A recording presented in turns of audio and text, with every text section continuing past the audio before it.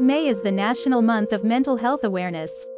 As 1 in 5 adults in the U.S. population experience a mental health condition each year, less are inclined to seek help, especially those among minority communities. In fact, these communities are disproportionately affected, as 17.9 million people who identify as BIPOC suffer every year.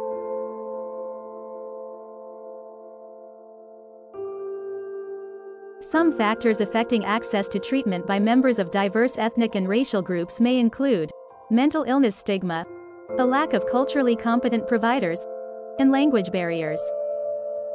Mental illness stigma is apparent among minority populations. One prominent cultural barrier includes loss of face, which is acting in a way that is socially acceptable to maintain a good reputation. This prevents people from seeking the help of mental health services when faced with personal difficulties. Additionally, a lack of training with racism and LGBT issues perpetuates stigmas and leaves providers struggling to understand the needs of their patients. Of the more than 37 million adults in the U.S. who speak a language other than English, some 18 million people, 48%, report that they speak English less than very well. Language barriers make it difficult for patients to be fully understood by providers on what kind of care they need, which can also cause patient dissatisfaction and lower quality care.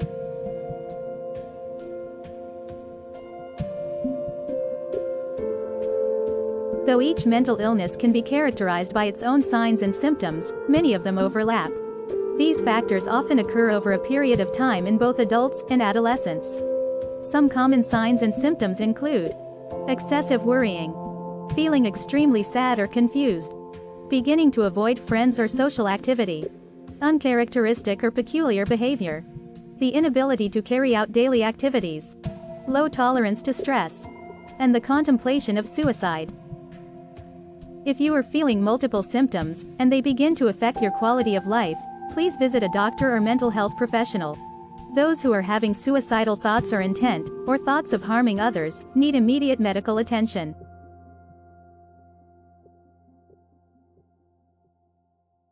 There are various mental illness treatments available, such as animal-assisted therapy, mind and body treatments, which includes yoga, meditation, and exercise, and talk therapy with a mental health professional, such as a therapist, clinical social worker, counselor, or psychologist.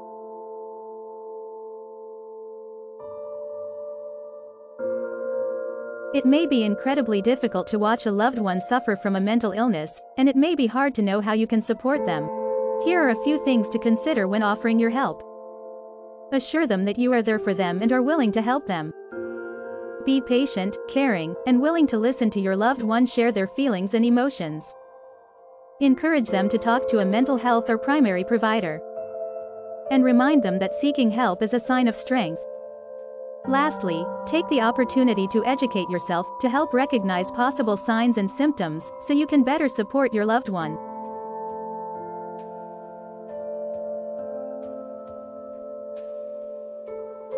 If you find yourself or your loved one in an emergency situation, there are free and confidential hotlines available 24/7 that will be able to help.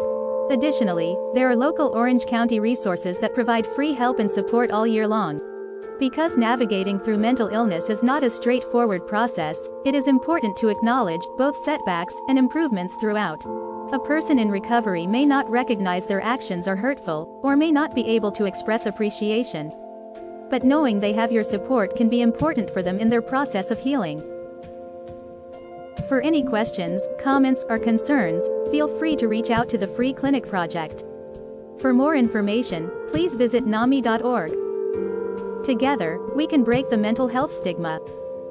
The Free Clinic Project would also like to express its thanks to the National Association of Mental Illness for spearheading the You Are Not Alone campaign.